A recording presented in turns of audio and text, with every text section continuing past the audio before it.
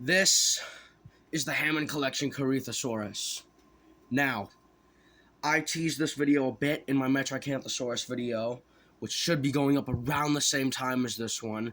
I'm going to have like 5 videos pre-recorded. But this is going to be my very simple review on this figure, and we're going to see if you should spend your money on it, or if you should save it and buy the Metracanthosaurus instead. And we're going to start the exact same way with the articulation. We're going to start with the head, work our way down. You know the deal. The head articulation, nearly the same as the Metracanthosaurus. It's got a, I think, ball joint right here. Maybe, no, it does have a ball joint. All right. It's got a open the mouth. You can actually break his jaw there, but you only want it like halfway, so like that. And there's another ball joint right here. Typical ball joint stuff. Down at the arms, 1 for 1 on the joints. Ball joint, ball joint. You can get a full rotation down. Legs, I think also the same. Little swivel, ball jointy thing at the feet. Ball jointy thing right here. Really stiff. You don't want to mess with those because you're not going to be able to move them back to the pose. These are also extremely stiff. Yeah, those are ball joints too. Down here, you can actually spread the legs open, so you can kind of open them like a hinge. I think that's a hinge joint. The tail, typical Hammond collection bendy wire. Bend them around, it'll stick.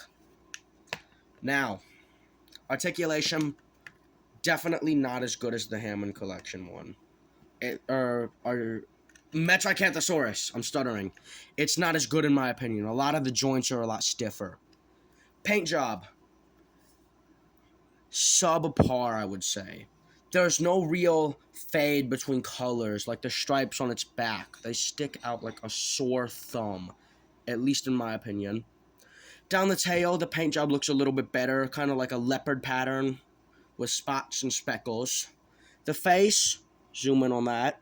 The face still looks really good on this figure too. The crest, again, there's no real fade between colors, so it kind of sticks out. The eye's just okay. Kind of orange with a little slit down it.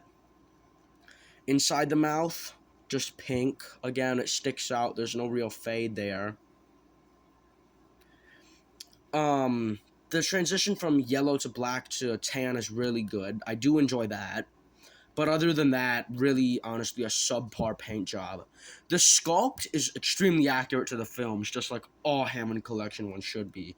Unlike the Metracanthosaurus, we did see the corytheosaurus in a film. I think it was The Lost World, but don't quote me on that.